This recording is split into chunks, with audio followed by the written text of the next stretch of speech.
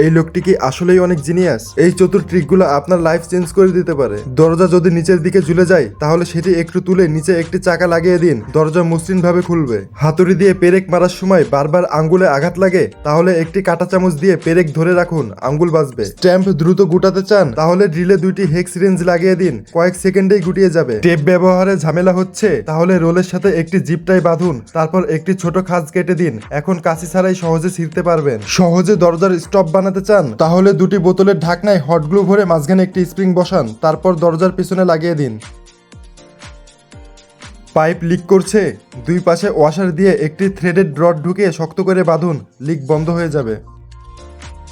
Tight ও ring বসাতে কষ্ট হচ্ছে, একটি দড়ি ফাঁস করে রিংয়ের ভেতর দিয়ে টানুন, সহজেই বসে যাবে। আর ফাইনালি ড্রিলে একটি ওয়াশার লাগিয়ে ঘোরান, পাইপের ছিদ্র বড় হয়ে একদম পারফেক্ট ফিট হবে। কিছু না শিখে থাকলে ভিডিওটি সেভ করে রাখুন, পরে অবশ্যই কাজে আসবে।